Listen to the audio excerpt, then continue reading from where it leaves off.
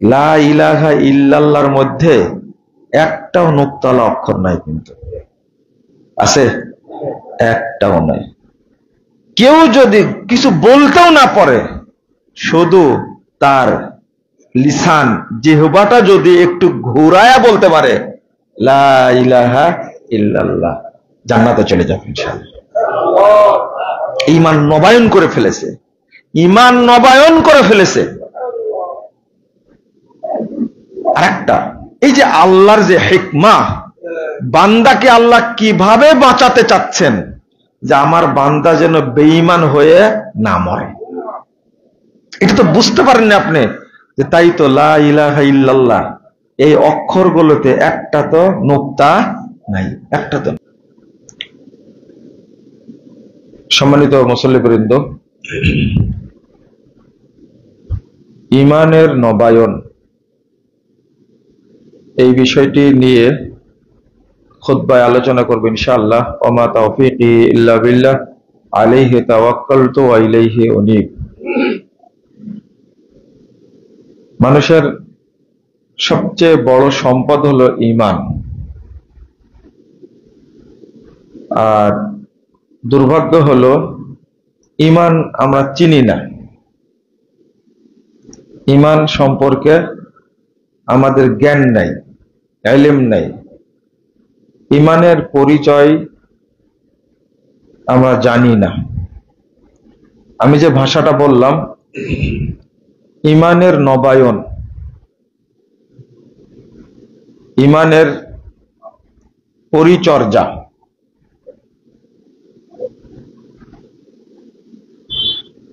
আমরা অনেক মানুষ আছি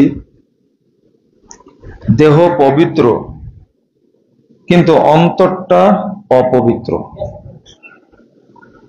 যদি এমনটা হয় যে আমার দেহ পোশাক পবিত্র আর অন্তরটা অপবিত্র, তাহলে এই ব্যক্তির কোনো ইবাদত আল্লাহর কাছে কবুল হবে না।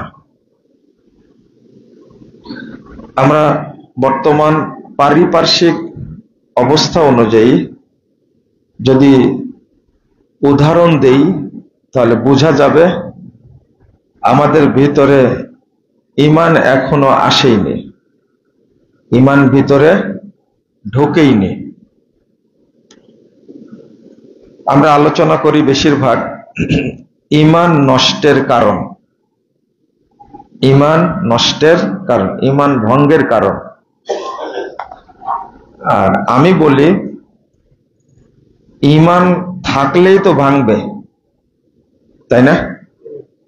ঈমান আছে এটা আগে প্রমাণ করতে হবে, তারপরে ভাঙ্গার প্রসঙ্গ আসবে। আমি যতটুকু যাচাই করে দেখেছি যে আমাদের মধ্যে এখনো ঈমান আসেইনি। যেমন যে কোনোদিন ওযু করেনি, তার ওযু ভাঙ্গার সম্ভাবনা আছে? আপনারা বলেন। যে 50 বছর ওযুই করেনি, আপনি কি বলবেন তার ওযু ভেঙে গেছে? আমাদের অবস্থাটা কিছুটা এইরকম।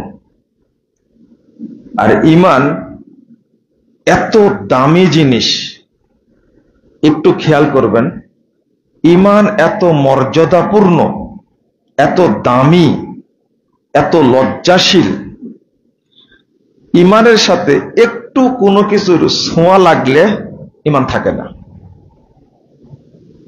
ঈমান চলে যায়। এত দামি জিনিস, আপনি ঈমানকে অসম্মান করবেন, আপনার মাঝে থাকবে না। সাহাবীরা বলতেন ইজলিস বিনা নুমিনু সাআহ, আসো একটু বসো, আমরা ঈমানটাকে নবায়ন করি। ঈমান থাকে না, চলে যায়। 124 নম্বর হাদিস সহিহ মুসলিমের মধ্যে এসেছে, রাসূল সাল্লাল্লাহু আলাইহি সাল্লাম বলছেন ইসবিহুর রাজুলু মুমিনান ওয়া ইউমসি কাফিরান আও ইউমসি মুমিনান ওয়া ইসবিহু কাফিরান। মানুষ সকাল করে মুমিন হয়ে বিকাল হতে হতে কাফের হয়ে যায়, আবার অথবা বিকাল করে মুমিন হয়ে সকাল হতে হতে কি হয়ে যায়, কাফের হয়ে যায়। এটা তো অনেক সময় পাওয়া গেল, সকাল বিকাল অনেক সময় না, তো কিছুক্ষণ থাকে। আর একটা হাদিস আসছে, লাকলবু ইবনে আদম আশাদ্দু ইনকিলাবাম মিনাল কিদর, ঈমান এত দ্রুত পালায় যায়। যেমন মহিলারা যখন ভাত রান্না করে, ভাতে বলক ওঠে না, 1 সেকেন্ডে কয়টা উঠে আপনারা তো কখনো গুনতে পারেন না, গুনে দেখবেন, আপনি পারবেন না, ভিডিও করে গুনবেন যে 1 সেকেন্ডে কতবার উঠলো। যদি আপনি গুনতে পারতেন তাহলে আল্লাহ রাসূল এই উদাহরণ দিতেন না। এর চেয়েও বেশি ঈমান দ্রুত পরিবর্তনশীল, আশাদ্দু ইনকিলাবাম মিনাল কিদর। ঈমান থাকে না। ধরেন এই যে এসেছেন মসজিদে, আপনার ঈমান নাই, এই মসজিদে আসা, সালাত আদায় করা আল্লাহর কাছে কবুল হবে? একটাও না। এই জন্য আমরা সিয়াম পালন করছি ঈমানহীন। ঈমানহীন সিয়াম পালন করা আর ওযুবিহীন তাহাজ্জুদ পড়া একই।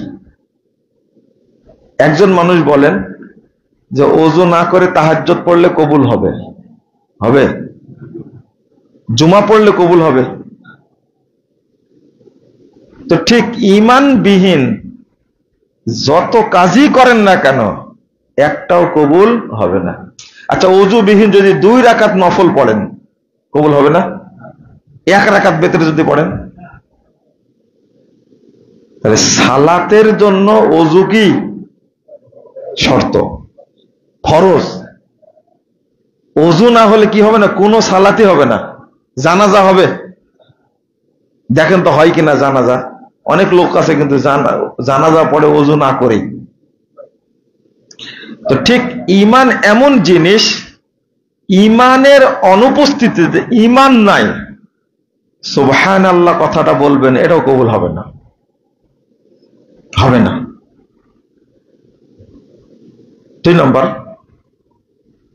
রাসূল সাল্লাল্লাহু আলাইহি ওয়াসাল্লাম বলছেন, 58 নম্বর হাদিস, মুস্তাদরাক হাকিমের মধ্যে এসেছে, 2-3টা হাদিস আসছে, তার মধ্যে একটা হলো ইন্নাল ঈমানা ইয়াখলাকু ফি জাওফি কুলুবিকুম কামা ইয়াখলাকুস সাওব। তোমাদের ঈমানটা যেটা হৃদয়ের মাঝখানে আছে, এটা জীর্ণ শীর্ণ নষ্ট হয়ে যায়, যেমন একটা কাপড় ময়লা হয়ে ছিঁড়ে নষ্ট হয়ে যায়, এরকম হয়ে যায়। ফাসআলিল্লাহ, অতএব তোমরা আল্লাহর কাছে চাও, আইয়ুজাদ্দিদা ঈমানাকুম ফি কুলুবিকুম, আল্লাহ রাব্বুল আলামিন যেন তোমাদের ভিতরে অন্তরে যে ঈমান, এই ঈমানটা যেন আল্লাহ সংস্কার করে দেন, পরিষ্কার করে দেন। এর নাম হলো ঈমানের নবায়ন। আপনাকে প্রতি মুহূর্তে চিন্তা করতে হবে ঈমানের নবায়ন। এই ঈমান আছে, এই নাই, এই আছে, এই নাই। যতক্ষণ আপনি ঈমান সহ থাকবেন ততক্ষণ আপনার সব কাজে বরকত হবে। আর যদি ঈমানহীন থাকেন তাহলে কোনো ইবাদত কবুলও হবে না, বরকতও হবে না। যেমন আরো স্পর্শকাতর, ঈমান এত ভদ্র, এত স্পর্শকাতর, রাসূল সাল্লাল্লাহু আলাইহি ওয়াসাল্লাম বলছেন, আল হায়াউ ওয়াল ইয়ু শুবাতুম মিনাল ঈমান, লজ্জা এবং অল্প কথা বলা ঈমানের লক্ষণ, ঈমানের অংশ।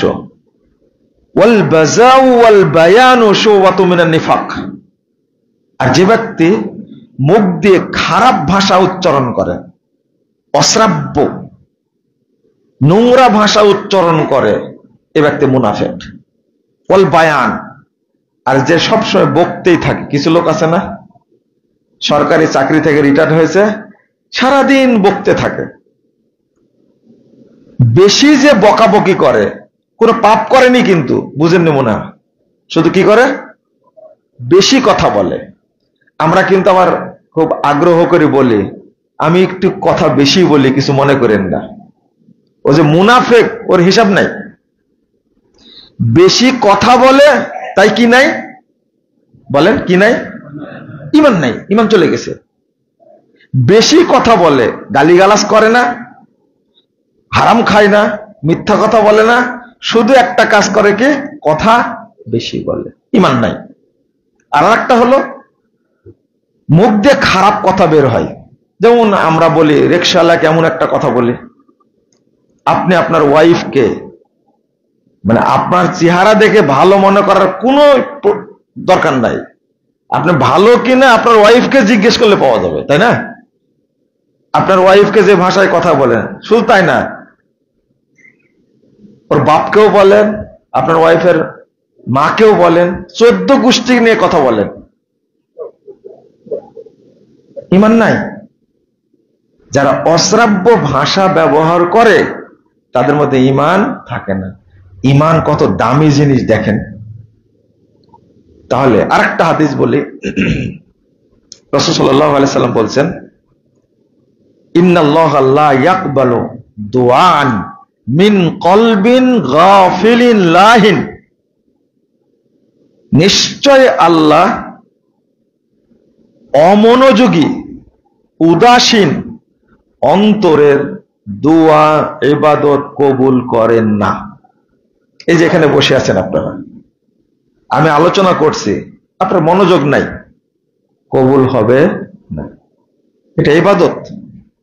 আমি চুরির কথা বলিনি যে আপনার চুরি করছেন, ইমান নাই, এটা বলিনি।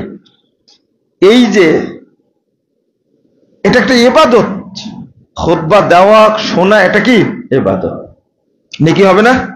কিন্তু আপনার মনোযোগ নাই।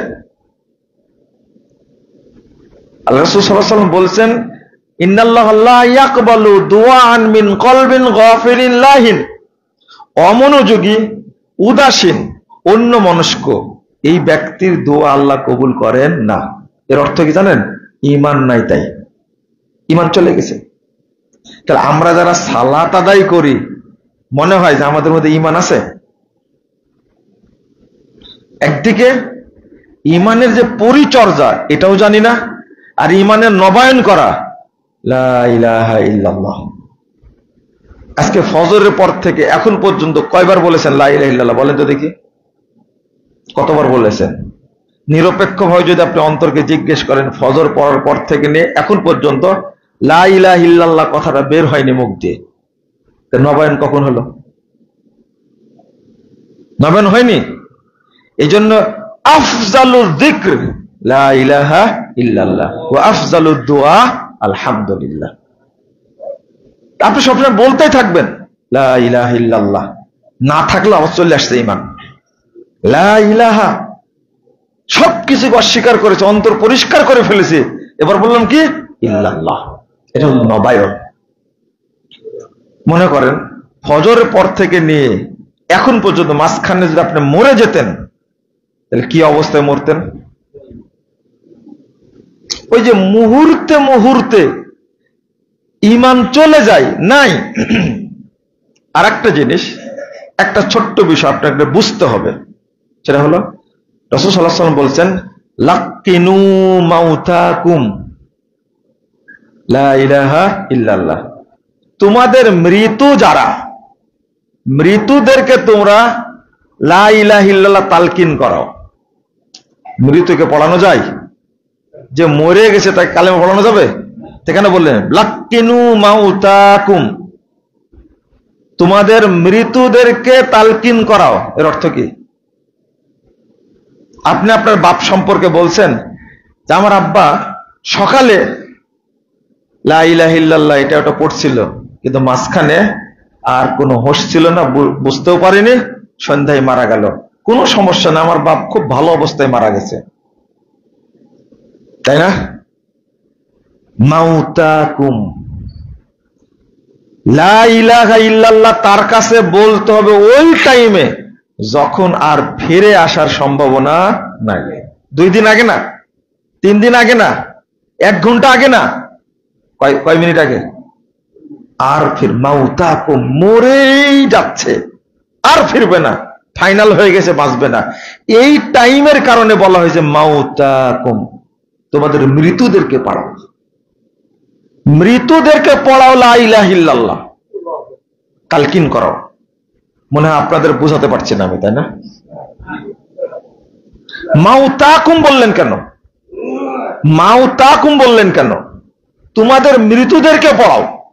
আপনি মনে করছেন না এটাও একটা বুঝার ব্যাপার যে কালেমাটা পড়েই মারা গেছে, এখানে 5 মিনিট সময় নেয়নি, 1 মিনিট সময় নেয়নি, মানে ওই যে সেকেন্ডে সেকেন্ডে ঈমান চলে যায়, যে একবারে শেষ কথাটা হোক কি লা ইলাহা ইল্লাল্লাহ, এটা এখানে ওই 20 মিনিট 10 মিনিট গ্যাপ হবে, এটা যেন না হয়।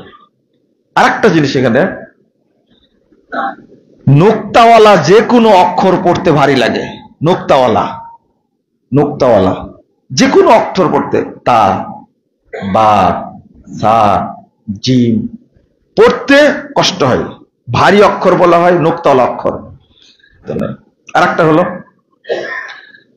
আপনারাই বলেন, রাসূল সাল্লাল্লাহু আলাইহি ওয়াসাল্লাম বলছেন যে মান তাওয়াদ্দাআ ওয়া আহসানাল উযুআ, যে ওযু করলো এবং সুন্দরভাবে ওযু করলো এবং বলল ওয়া ইয়াকুল আশহাদু আল্লা ইলাহা ইল্লাল্লাহ ওয়া আশহাদু আন্না মুহাম্মাদান আবদুহু ওয়া রাসূলুহু, এই কথাটুকু যে বলল, সহিহ মুসলিমের হাদিস 234 নম্বর হাদিস, আল্লাহ রাসূল বলছেন ফুতিহাত লাহু আবওয়াবুল জান্নাতিস সামানিয়াহ, তার জন্য জান্নাতের 8টি দরজা খুলে দেওয়া হবে। ইয়াদখুলু মিন আইয়াশা, যে দরজা দিয়ে ইচ্ছা সেই দরজাতে জান্নাতে ঢুকতে পারবে সে। একটু বুঝেন তো, এমন কোন হাদিস আছে যে 5 ওয়াক্ত সালাত যে ব্যক্তি আদায় করে আল্লাহ তার জন্য জান্নাতের 8টি দরজা খুলে দেবেন? শুনেছেন? ও তো নামাজ পড়েনি এখনো, কেবল কি করেছে? ওযু করেছে, তাই বলছেন কি জান্নাতের 8টি দরজা খুলে দেওয়া হবে। এক, কেউ যদি হজ করে, কবুল হজ যদি হয়, তার জন্য জান্নাতের 8টি দরজা খুলে দেওয়া হবে, এরকম হাদিস আছে? যদি সিয়াম পালন করে তার জন্য 8টি দরজা খুলে দেওয়া হবে, এরকম কোন দলিল আছে? একটা দরজা আছে, কি? রাইয়ান। কিন্তু 8টি দরজার কথা তো বলা হয়নি। কিন্তু ওযুর পরে এই দোয়াটি পড়লে আল্লাহ তার জন্য 8টি দরজা খুলে দিবেন কেন? মূল কারণটা কি জানেন? মূল কারণটা হলো ফজিলতটা এখানে আল্লাহ রাব্বুল আলামিন দিয়ে দিয়েছেন। আমার বান্দারা যখনই ওযু করবে, তখনই দোয়াটা পড়বে, তখনই ঈমানটা নবায়ন হয়ে যাবে। আপনি সেই ফজরে ওযু করেছেন, তখন হয়তো পড়েছেন, ঈমান আসছিল। ফজর থেকে জোহরের মাঝখানে ঈমান কখন চলে গেছে? যখন আপনি জোহরের জন্য ওযু করলেন আর দোয়াটা পড়লেন, তখন অটো ঈমানটা আবার চলে আসলো। জোহর থেকে আসরের মাঝখানে এই যে টাইমটা কেন বলেন তো দেখি? এই যে টাইম, ফজর থেকে আসর পর্যন্ত 6-7 ঘন্টা, জোহর পর্যন্ত, জোহর থেকে আসর পর্যন্ত 3 ঘন্টা, আসর থেকে মাগরিব পর্যন্ত, এই টাইমিং কারণটা কি? টাইমিং এর একটা কারণ হলো রাসূল সাল্লাল্লাহু আলাইহি সাল্লাম বলছেন, যখন বান্দা কোনো পাপ কাজ করে, তখন ডানের ফেরেশতা বলে তুই লেখিস না এখনই। আল্লাহ লিখতে নিষেধ করে, লেখো না, ওকে 6 ঘন্টা টাইম দাও তওবা করে কিনা। কয় ঘন্টা? যখন 6 ঘন্টা পার হয়ে যায় তখন পাপটা লিখে ফেলে ফেরেশতা। রাসূল সাল্লাল্লাহু আলাইহি সাল্লাম বলছেন, আপনি একটু একদিকে বান্দার ঈমান যেন নবায়ন হয়, এই জন্য ওযুর পরে কি আশহাদু আল্লা ইলাহা ইল্লাল্লাহ ওয়া আশহাদু আন্না মুহাম্মাদান আবদুহু ওয়া রাসূলুহু। আর একটা গুরুত্বপূর্ণ, এই জন্যই যে ব্যক্তি তাহিয়াতুল ওযু পড়ে, বুঝেন না কথা? তাহিয়াতুল ওযু যে ব্যক্তি 2 রাকাত পড়ে, বা তাহিয়াতুল মসজিদ, দুখুলুল মসজিদে 2 রাকাত সালাত আদায় করে, এই ব্যক্তির কোনো নেকি হয় না। এই ব্যক্তির সরাসরি নেকি হলো জান্নাত। যে ব্যক্তি দুখুলুল মসজিদ 2 রাকাত পড়ে, আপনি জুমা পড়বেন নেকি হবে, বুঝেননি কথা? জুমা পড়বেন কি হবে? নেকি হবে। জহর পড়বেন নেকি হবে, আসর পড়বেন নেকি হবে। কিন্তু বলা হয়নি যে জহর পড়লে জান্নাত পাবে। কিন্তু দুখুলুল মসজিদ যদি কেউ পড়ে তাহলে নেকি হয় না। ওযু করার পরে 2 রাকাত যে পড়ে এ নেকি হয় না। মসজিদে এসেছেন 2 রাকাত পড়েছেন, এই জন্য আপনার নেকি হবে না, এর নেকি সরাসরি জান্নাত। আপনি কি বুঝলেন কথাটা? সরাসরি কি জান্নাত। এর কারণটা, ওযু করার পরে আপনি পড়েছেন আশহাদু আল্লা ইলাহা ইল্লাল্লাহ ওয়া আশহাদু আন্না মুহাম্মাদান আবদুহু ওয়া রাসূলুহু। এটা ঈমানকে নবায়ন করার ফজিলত। এটা আপনি ঈমানকে নবায়ন করেছেন। আমি মনে হয় বুঝাতে পারছি না আপনাদেরকে, বুঝছেন কি? এই যে ঈমানটা চলে আসলো আবার, তা আল্লাহ আপনার উপরে আমার উপরে কত দয়াশীল, অটো ঈমানটা আল্লাহ কি করে দিচ্ছেন? নবায়ন করে দিচ্ছেন। কোনোদিন খেয়াল করিনি যে এই দোয়া পড়লে এত নেকি কেন, যে আমি এই দোয়াটা পড়লাম তাই আল্লাহ রাব্বুল আলামিন আমার জন্য জান্নাতের 8টি দরজা খুলে দিলেন। শুধু এটা না, আমি যখন পড়লাম আশহাদু আল্লা ইলাহা ইল্লাল্লাহ ওয়াহদাহু লা শারীকা লা ওয়া আশহাদু আন্না মুহাম্মাদান আবদুহু ওয়া রাসূলুহু আল্লাহুম্মা জাআলনি মিনাত তাওয়াবিন ওয়া জাআলনি মিনাল মুতাতাহহিরিন, এই দোয়াটা যখন পড়ে নিলাম, আমার ঈমান না থাকলেও সাথে সাথে আমার মধ্যে কি চলে আসছে?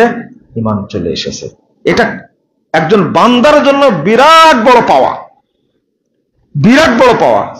আরেকটা হাদিস আসছে, ফাতলুল কোরআন ইউজাদ্দিদু ঈমানাকুম, তোমরা ঈমানটাকে নবায়ন করার জন্য বেশি বেশি তেলাওয়াত করো। কোরআন তেলাওয়াত করলে ঈমান নবায়ন হয়, ঈমান নবায়ন হয়। অর্থাৎ কোনো সময় ছাড়বেন না, সবসময় বলবেন কি লা ইলাহা ইল্লাল্লাহ, বলবেন লা ইলাহা ইল্লাল্লাহ বারবার, যেন ঈমান কি, এর পরে যত কাজ করবেন সবগুলোতে বরকত হবে, নেকি হবে। আপনার অ্যাকাউন্ট নাই, টাকা জমা হবে না, বুঝছেন কথা? এখন তো সবার বিকাশ আছে, তাই না? যার নাম্বারে বিকাশ নাই, ওই নাম্বারে টাকা পাঠালে আপনি পাবেন। আর অ্যাকাউন্ট খোলা আছে কিন্তু নাম্বারটা ভুল আছে, মাত্র একটা সংখ্যা ভুল আছে। কয়টা? একটা সংখ্যা ভুল আছে, আপনার ওই অ্যাকাউন্টে টাকা জমা হবে? আকীদা থাকতে হবে, আকীদা শুদ্ধ হতে হবে। বাংলাদেশের মানুষের আকীদা শুদ্ধ না অশুদ্ধ? আমাদের এই যে গতদিনে দুর্গা পূজা গেল, তো দেখে মনে হলো যে বাংলাদেশের অধিকাংশ মানুষই কি মুশরিক, তাই না? টুপি আলাও মুশরিক, দাড়ি আলাও কি মুশরিক, পাঞ্জাবি আলাও কি মুশরিক। ঈমানের কি অবস্থা চিন্তা করেন। আল্লাহ শব্দটা, নামটা আপনার জন্য উচ্চারণ করা হারাম যদি আপনার ভিতরে শিরকি কর্মকাণ্ড থাকে। আল্লাহ এত মর্যাদাবান, আল্লাহর নামটা। কিন্তু পূজা মণ্ডপে গিয়ে বলছে আল্লাহর শুকরিয়া আদায় করছি যে আমরা সবাই মিলে পূজা উদযাপন করতে পারছি। বলছে আলহামদুলিল্লাহ, আস্তাগফিরুল্লাহ, আস্তাগফিরুল্লাহ, আস্তাগফিরুল্লাহ। আমরা ঈমানের উপরে আলোচনা করলে আপনাদের সহ্য হয় না। আর বেনামাজিরা কি বলে? নামাজ না পড়লেও ঈমান ঠিক আছে। কি বলে না? বেনামাজিরা বলে তো নামাজ না পড়লে কি ঈমান ঠিক আছে। আস্তাগফিরুল্লাহ। রাসূল সাল্লাল্লাহু আলাইহি ওয়াসাল্লাম বলেন বাইনাল আবদি ওয়া শিরকি ওয়াল ঈমানে আস-সালাহ। ঈমান আর কুফরের মাঝে পার্থক্য কি? সালাত। তাহলে যে ব্যক্তি সালাত নাই তার কি নাই? ঈমান নাই। রাসূল সাল্লাল্লাহু আলাইহি ওয়াসাল্লাম নিজে বলছেন যে ব্যক্তির সালাত নাই তার কি নাই? ঈমান নাই। কিন্তু বেনামাজি দাবি করছে কি? সালাত না পড়লে ইমান ঠিক আছে, তা বলে কি ঠিক আছে? ইমান আছে এটা বলে না, ইমান ঠিক আছে। নামাজ না পড়লে ইমান ঠিক আছে, এ হলো ডবল কাফের। এক, সে সালাতকে ব্যঙ্গ করেছে এই জন্য কাফের। আর 2 নম্বর, ইমানদার দাবি করেছে, ইমানের ইজ্জত নষ্ট করেছে, তাই না? আস্তাগফিরুল্লাহ। অথচ যে নামাজ পড়ে না সারা বছর না, এক ওয়াক্ত যদি সালাত কেউ ছেড়ে দেয়, এক ওয়াক্ত যদি কেউ সালাত না পড়ে, সে কাফের। সে কি হয়ে যায়? কাফের হয়ে যায়। শুধু তাই না, নামাজ পড়ে কিন্তু হাত্তা ইয়াদখুলা ওয়াক্তান ফি ওয়াক্তিন, একটা ওয়াক্তের সালাত আর একটা ওয়াক্তে ঢুকে গেছে, ফাহুয়া কাফের, সেটা কি? কাফের। আসরের সালাতের টাইম হবে 3:08। কত? 3:08 আসর। আপনি জহর পড়েননি, জহর আপনি পড়েননি ইচ্ছা করে, এখন 3:08 বেজে গেছে, আপনি কি? কাফের। আপনাকে আবার ইসলাম গ্রহণ করা লাগবে, আবার ইসলাম গ্রহণ। আর আপনার জহর নাই, এখন যদি আসর পড়তে চান ইসলাম গ্রহণ করে তারপরে আপনি আসর পড়বেন, জহর আর নাই। লা হাওলা ওয়ালা কুওয়াতা ইল্লা বিল্লাহ। মাসালা এইটা। আর সারা বছর পড়ে না, শুধু ঈদ আর কি পড়ে? 2 ঈদ পড়ে, ঈদুল আজহা, ঈদুল ফিতর পড়ে, তাই বলে আমি মুসলমান। আর জুমার সালাত পড়ে, শুধু জুমা পড়ে, সারা সপ্তাহ পড়ে না, ও নাকি মুসলমান, তাই না? এই লোকের জানাজা দেওয়া যাবে না। জানাজা তো পরে, ওকে গোসল করানো হারাম। কোন ব্যক্তি গোসল দিতে পারবে না, আপনার বাপ হলেও, আপনার মা হলেও ওকে গোসল দেওয়া যাবে না। ঈমান অত সহজ না। যার সালাত নাই তার কি নাই? এটা মূলনীতি বললাম, বুঝেননি তাই না? এটা মূলনীতি। যার সালাত নাই তার কি নাই? ঈমান নাই। তো ওই লোকটাকে আপনি গোসল করবেন কি করে? এক, ভালো করে মনে রাখবেন, গোসল নাই, ওকে কাফন পরানো যাবে না। 3, ওকে গোরস্থানে কবর দেওয়া যাবে না। আপনি বলবেন তাহলে কি করব? যেভাবে মরেছে ওইভাবেই, ওই দূরে আশেপাশের জঙ্গল, আপনারা কি বলেন জানি না, এই যে পাগার সিস্টেম আছে না, এরকম জায়গায় গিয়ে ওকে পুঁতে দিতে হবে, মাটি সমান করে দিতে হবে, কেউ যেন বুঝতে না পারে এখানে কবর আছে। কারণ কবর থাকলে কি হবে? আপনি একজন মুসলিম ব্যক্তি যাচ্ছেন, যাওয়ার সময় বলবেন আসসালামু আলা আহলি দিয়ারে মিনাল মুমিনিনা ওয়াল মুসলিমিন, বলবেন না? এটা পড়া কি জায়েজ না হারাম? হারাম। ও তো কাফের, ও মুশরিক, ও মুরতাদ। ওর জন্য কি দোয়া করা যাবে? এই জন্য ওকে কবর দিতে হবে। কবর দিতে হবে না, কি করতে হবে? পুঁতে দিতে হবে, গর্ত খুঁড়ে পুঁতে দিতে হবে। আর মানুষ যেন বুঝতে না পারে এখানে কি আছে, দূরে দিতে হবে, কারণ ওর জন্য দোয়া করবে। যায় কবর দেখলে দোয়া করবে না? আপনারা দোয়া করেন না? গোরস্থান দেখলে এইটা যেন দোয়া না করতে পারে, এই জন্য কি করতে হবে? দূরে নিয়ে যা পুঁতে দিতে হবে। আর মুসলিম হলে গোরস্থানে কবর দিবেন, এটা হলো শরীয়ত। 2 নম্বর। এবার আপনারা প্রশ্ন আপনাদেরকে বুঝান তো দেখে, একজন মুশরিক, একজন কাফের, ইহুদি খ্রিস্টান, তারা বেশি খারাপ না একজন বেনামাজি বেশি খারাপ? বেনামাজি বেশি খারাপ কেন? এই উত্তরটা দেওয়া লাগবে কিন্তু। কেন বেশি খারাপ?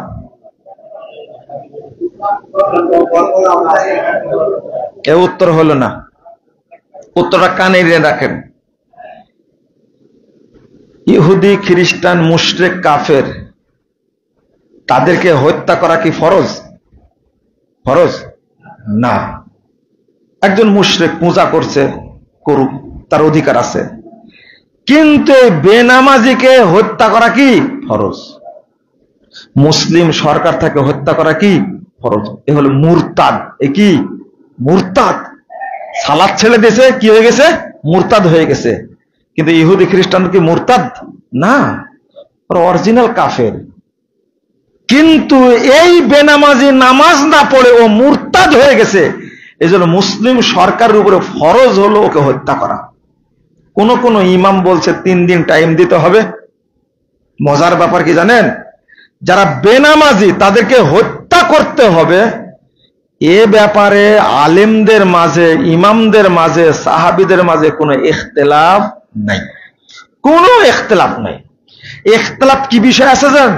ইখতিলাফ হলো হত্যার পরে ওর জানাজা হবে কি হবে না, এই নিয়ে ইখতিলাফ আছে, কিন্তু হত্যা করতে হবে আগে। বুঝলেন না মনে হয় কথাটা? বেনামাজিকে হত্যা করতে হবে এটা ফরজ, এখানে কোনো ইখতিলাফ নাই। ইখতিলাফ শুধু কি, হজ যেহেতু জারি হয়ে গেছে, এখন ওকে জানাজা পড়া হবে কি হবে না।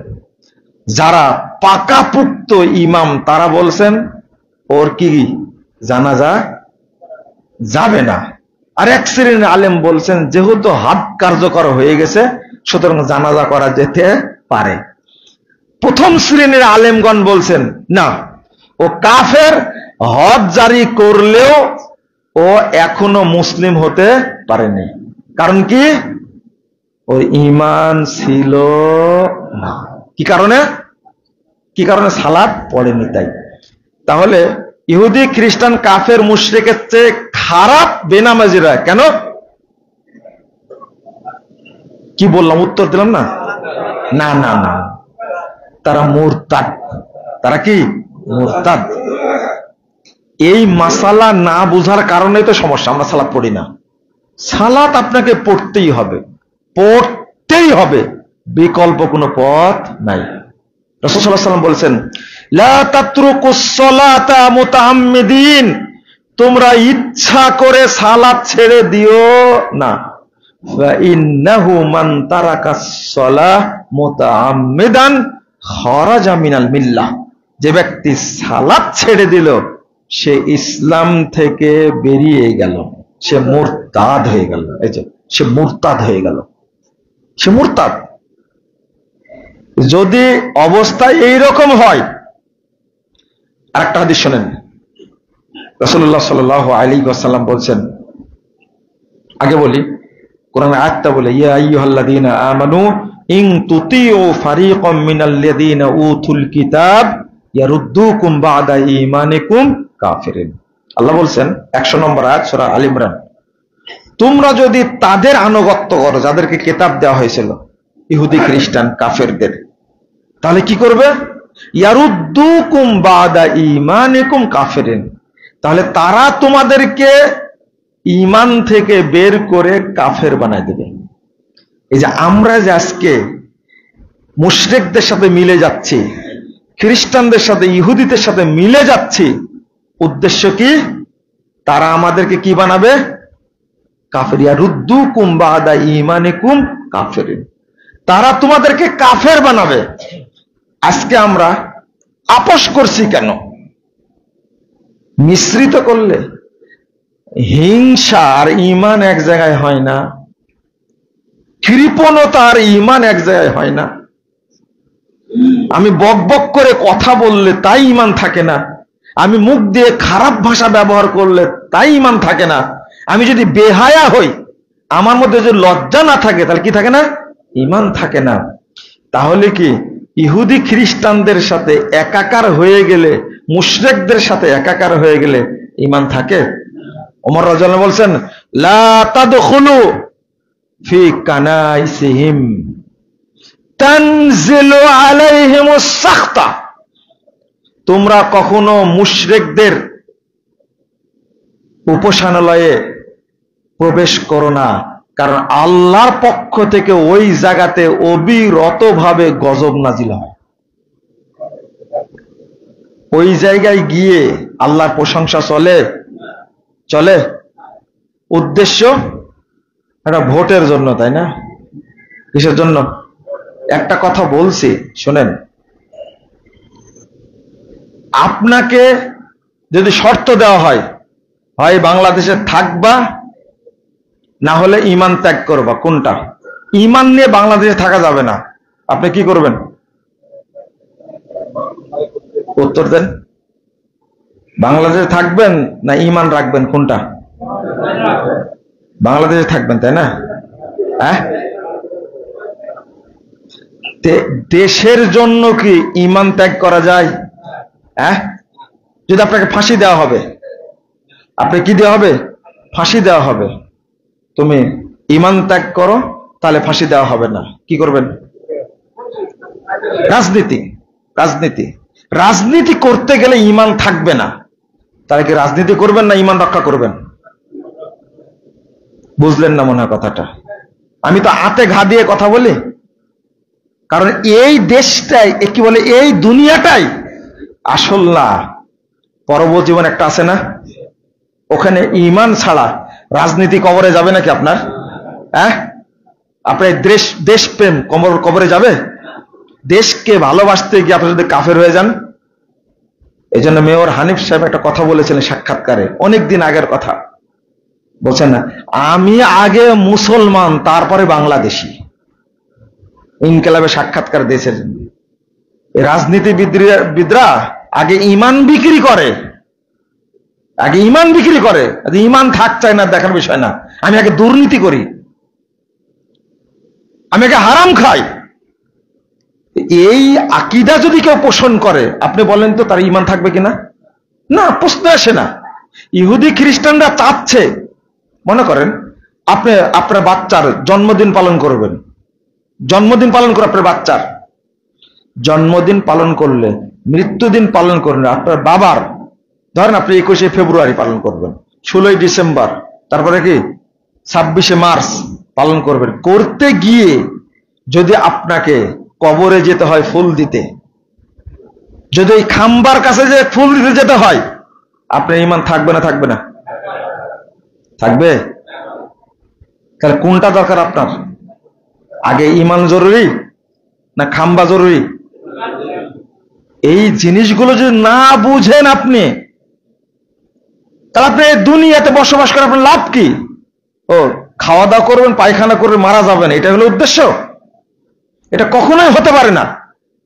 রাসূল সাল্লাল্লাহু আলাইহি সাল্লাম বলেছেন, লা তাকুমুস সাআহ হাত্তা তালহাকা কবাইলু মিন উম্মতি বিল মুশরিকিন ওয়া ইয়াবুদুল আওসান। আল্লাহ রাসূল বলছেন, কিয়ামত হবে না যতক্ষণ আমার উম্মতের বহু কাফেলা, বহু দল মুশরিকদের সাথে মিলে না যাবে, মূর্তি পূজা না করবে, ততদিন কিয়ামত হবে না। 2219 নম্বর হাদিস তিরমিজির মধ্যে আসছে। আপনি কি বলছেন? আজকে আমাদের ঈমান রক্ষাটা যে কত কঠিন হয়ে গেছে, আমাদের উপদেষ্টারা, শাসকরা চালাই দিচ্ছেন। খুব সুন্দর একটা কথা বলছেন, আমরা এমন একটা সংবিধান প্রণয়ন করব যে সংবিধান করলে টুপি আলারাও সন্তুষ্ট থাকবে, জুব্বা আলারা সন্তুষ্ট থাকবে, জেনারেল শিক্ষিত মানুষ যারা তারাও সন্তুষ্ট থাকবে, যে সমস্ত মহিলা ল্যাংটা ঘুরে তারাও সন্তুষ্ট থাকবে, যারা নাস্তিক তারা সন্তুষ্ট থাকবে। খুব সুন্দর একটা পথ বের করতে চাচ্ছে, তাই না? ওই যে ঐকমত্য কমিশন, খুব সুন্দর একটা কথা। কিন্তু আল্লাহ কি বলেন শোনেন, ইসলামের সাথে কোনো কিছুকে মিশ্রণ করা যাবে হারাম। হারাম, এইটা অন্তত মনে রাখবেন, হারাম, এটা বড় পাপ। আল্লাহ রাব্বুল আলামিন বলছেন, ইয়াকুলুনা নুমিনু বিবাস ওয়া নাকফুরু বিবাস। ইনারা যে চিন্তাটা করছেন, এই চিন্তা করে পৃথিবীর কোন রাষ্ট্র সফল হয়নি। আপনাকে একদিকে যেতে হবে, আর হবেও না কোনোদিন সফল। সেটা হলো, আপনি এমন একটা গাড়ি তৈরি করতে চাচ্ছেন যে গাড়ির পাখা হবে বিমানের, আর বগি হবে ট্রেনের, আর ইঞ্জিন হবে কিসের? বাসের, আর চাকা হবে কার? হ্যাঁ, চাকা হবে সাইকেলের, ধরেন ভ্যানের হলো। এই যে গাড়িটা তৈরি করলেন, এটা কি গাড়ি? চলবে এই গাড়ি? হ্যাঁ, এটা তো সুন্দর বুঝছেন আপনি। আল্লাহ বলছেন, ইয়াকুলুনা নুমিনু বিবাস ওয়া নাকফুরু বিবাস, আমরা কিছু নিব আর কিছু কি ছাড়ব। ওয়া ইউরিদুনা আন ইয়াত্তাখিযু বাইনা যালিকা সাবিলা, আর এইগুলো মিলে আমরা একটা সুন্দর পথ তৈরি করব। ধারণাটা সুন্দর না? কিছু নিব কিছু বাদ দেব। যেমন বলছে সংবিধান থেকে সেকুলারিজম বাদ দিয়ে দিছি, সংবিধান থেকে ন্যাশনালিজম বাদ দিয়ে দিছি, সংবিধান থেকে কমিউনিজম বাদ দিয়ে দিছি, কিন্তু মূলভূতটা রেখে দিয়েছে কি? ডেমোক্রেসি, গণতন্ত্র রেখে দিয়েছে। আমরা বলি, এখন বলছে ফ্যাসিস্টদের তৈরি এই সংবিধান মানি না। আমরা যখন এই কথাটা বলেছি তখন আমাদের উপরে হ্যারেস করেছে অনেক, তাই না? থানায় ডেকে নিয়ে গেছে, বসা রাখছে 5 ঘন্টা। কেন বললেন এটা? আরে বেটা, যার সে সংবিধানের মধ্যে মিথ্যা কথা লেখা আছে, কুফুরি কথা লেখা আছে, আমি সংবিধানের পক্ষে বলবো কেন? আমি অতটুকু বলবো যতটুকু কোরআন সুন্নাহ মোতাবেক। আর যে কোরআন সুন্নাহ মোতাবেক না, সেগুলো কি করব? যেখানে সমকামিতা বৈধ করে দিছে, যেখানে জেনাকে বেশ্যালয়কে বৈধ করে দিছে, মদকে বৈধ করে দিছে, ওটাকে আপনি সমর্থন করবেন? আমি আইন প্রণয়ন করতে পারি না, আমি আইন মানার জন্য। আইন প্রণয়নকারী কে? আল্লাহ। আমরা বলি এটা চলবেই না। কেন? সৌদি আরবে সংবিধান আছে না? কি সংবিধান? কোরআন সুন্নাহ। তাদের আলাদা কোনো বই আছে? হ্যাঁ, ওই দেশ চলতে পারলে আপনার সারা দেশের মানুষ সৌদি আরবের বিরুদ্ধে গালিগালাজ করছেন, কিন্তু তাদের কোনো পশম ছিঁড়তে পারছেন আপনারা? হ্যাঁ, সৌদি আরব বিশ্ব রাজনীতি নিয়ন্ত্রণ করে, আপনি পারেন না কেন? আপনি মানুষের গোলামি করেন। তাই বাংলাদেশের সংবিধান হবে কোরআন এবং সুন্নাহ। জামাত ইসলামের ভাইরা বলে যে কোরআনের আইন চাই, সৎ লোকের শাসন চাই। এটা চলবে না, এই স্লোগান। এটা বলতে হবে কোরআন সুন্নাহর আইন চাই, সৎ লোকের শাসন চাই। আপনি কারেকশন করেন এটা। আমি বহু আগে বলেছি, এখনো বলছি, কোরআন সুন্নাহর আইন চাই। এই কোরআনের কথা বলতে গিয়ে বহু মানুষ কাফের হয়ে গেছে, হয়নি? আহলে কোরআন হয়ে গেছে না? এখন বর্তমানে যারা বড় বড় আহলে কোরআন, তারা সবার আগে জামাত ইসলাম করেছে। ওই ডাটা আমাদের কাছে আছে। অর্থাৎ ভাষাটা বলবেন কোরআন সুন্নাহর আইন চাই, সৎ লোকের শাসন চাই, আপত্তি নাই। কিন্তু মজার ব্যাপারটা কি জানেন? আপনি দুইটাকে মিক্সার করে একটা গাড়ি তৈরি করবেন। আল্লাহ কি বলছেন? উলাইকা হুমুল কাফিরুনা হাক্কা, এরাই অরিজিনাল কাফের। ওই অমুসলিম কাফের, মুশরিক অরিজিনাল কাফের না। যারা ইসলাম এবং কুফুরকে অ্যাড করে, তাওহীদ এবং তাগুতকে মিক্সচার করে, আল্লাহ তাদের ব্যাপারে বলছেন এরাই হলো অরিজিনাল কাফের। দুইটা মিক্সচার করা যাবে? কোনো দিনই না। ঈমানের সাথে কুফুরকে মিশ্রণ করা যাবে না, তাওহীদের সাথে তাগুতকে মিশ্রণ করা যাবে না। আপনি কিভাবে সাহস রাখেন? মাথায় টুপি, মুখে কি দাড়ি, আর এক পাগলাকে দাঁড় করায় দিয়েছে। ওই যে পাগলা, একটা কুষ্টিয়ার এক পাগলা বলছে নবী মোহাম্মদ সাল্লাল্লাহু আলাইহি সাল্লামের তারাও বার্তাবাহক সাংবাদিক ছিলেন, আর আপনারা সাংবাদিক, আপনাদের মর্যাদা একটু বেশি। জামাত ইসলাম আর কোন লোক পায়নি ওই পাগলাকে ছাড়া। কথা কি বুঝতে পারেননি? আপনি ইসলামী দল, ইসলামকে গোটায় নষ্ট করে ফেলেছেন আপনি। মাঝখানে আমাদের একটা মিটিং হয়েছিল, তাদের সাথে আমাদের অফিসে গেছিলেন। আমরা কিছু গঠনমূলক পরামর্শ দিয়েছিলাম এই পাগলাগুলোকে ছাড়ার জন্য। একবার বলে সালাতে আদায় করে মানুষ জান্নাতে যাবে, এর কথা আমি পাইনি, করেইনি। ও কিভাবে পাবে? আর বলছে আহলে হাদিসরা হলো আহলে খবিস, বলেছেন এটা। এক একটা কথা বলছে, আর ওই পাগলাকে পেয়েছে জামাত ইসলাম, আর কাউকে পাইনি। ইসলামকে এরকম ভাবে গলা কাটা করে চিন্তা করে কখনো ইসলাম প্রতিষ্ঠা করা যায় না। কথাটা ভালো করে মনে রাখতে হবে। এইগুলো আমরা নোংরা প্রচলিত এই বেলাল্লাপুরা রাজনীতির সাথে জড়িত না, কিন্তু ইসলাম সম্পর্কে কটূক্তি করলে এটা আমরা সহ্য করতে পারি না। এটা সহ্য হয় না। এটা বলবে কেন? এটা কেন? আর ভালো ভালো আলেম আছে না, তারা বলতে পারবেন না? অধ্যক্ষ মুজিবুর রহমান, তাকে চিনি, আমাকে জড়িয়ে ধরলেন। আমি মনে করি বিজ্ঞ আলিম তিনি। কথা বলবেন তারা ইসলাম সম্পর্কে বলতে গেলে।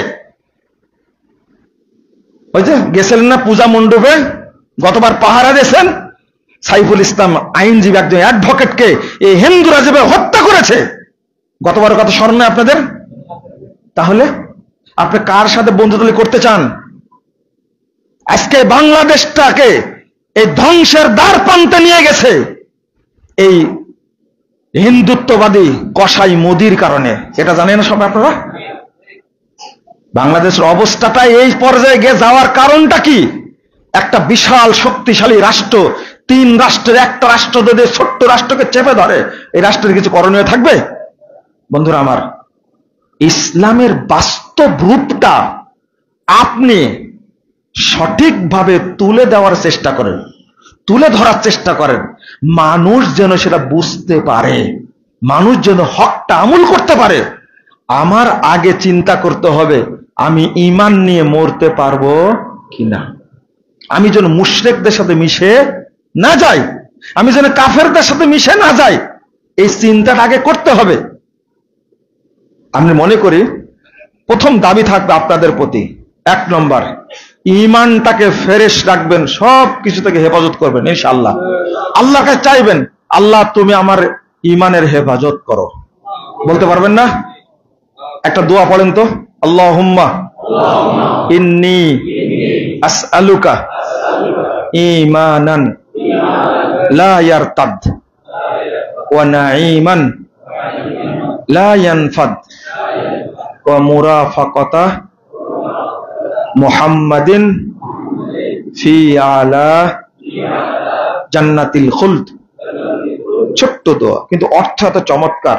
আল্লাহ তোমার কাছে এমন ঈমান চাচ্ছি যেটা কোনোদিন নষ্ট হবে না। আল্লাহ তোমার কাছে এমন নিয়ামত চাচ্ছি, এমন রুজি চাচ্ছি যা কোনোদিন শেষ হবে না। আর আমি তোমার কাছে চাচ্ছি মুহাম্মদ সাল্লাল্লাহু আলাইহি সাল্লাম জান্নাতে যে উচ্চ জায়গায় থাকবে তার সাথে আমাকে জান্নাতে থাকার ব্যবস্থা করে দাও। সুন্দর দোয়া না? এই দোয়াটা মুখস্থ করবেন, তাহলে আমাদের ঈমান কখনো নষ্ট হবে না। সম্মানিত মুসল্লিবৃন্দ, বেশি বেশি শুনবেন তাওহীদের আলোচনা। কিসের? তাওহীদের আলোচনা। বেশি বেশি শুনবেন আকীদার আলোচনা, বেশি বেশি শুনবেন ঈমানের আলোচনা, যে ঈমান কিভাবে নষ্ট হয়। শেষ কথা বলে শেষ করে দিই, সেটা হলো, মনে করেন একটা উদাহরণ, আপনার দেহে তাবিজ আছে, এখন বয়স 70 বছর। আচ্ছা বলেন তো, আপনার কোনো আমল কবুল হয়েছে কিনা? কেন কবুল হয়নি?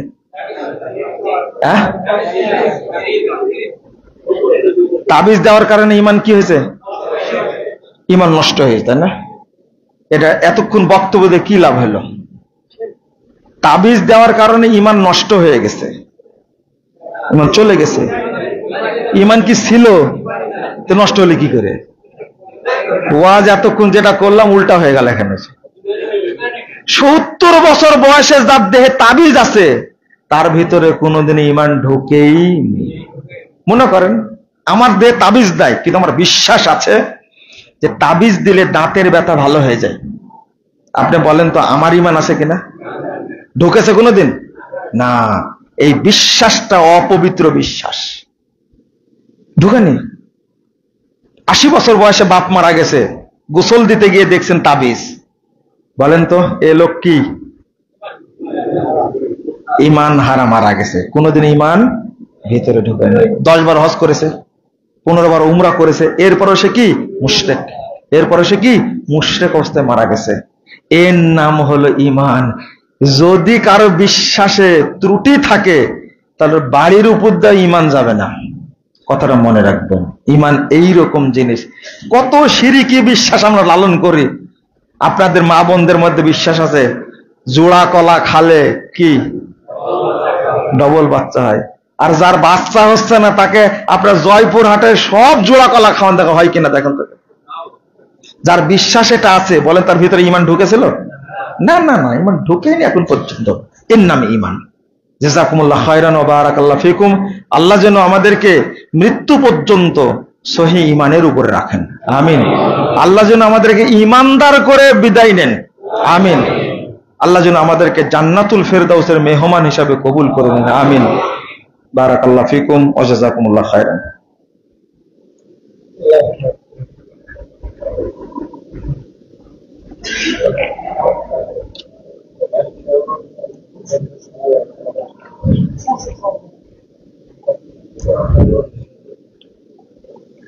আলহামদুলিল্লাহ ওয়াহদাহ ওয়াসসালাতু ওয়াসসালামু আলা মান লা নাবিয়্যা বা'দা। সম্মানিত মুসল্লিবৃন্দ, আসলে আপনাদের এই গ্রাম সম্পর্কে পরিচিত ছিল জামালপুর, কিন্তু জানতাম না যে এই এলাকায় আহলে হাদিস আছে, প্রচুর আহলে হাদিস। এবং পাশাপাশি আরেকটা বিষয়, এখানে আল্লামা আব্দুল্লাহ আল কাফি আল কুরেশি রাহিমাহুল্লাহ এলাকায় দাওয়াতি কাজ করেছেন, জানা ছিল না।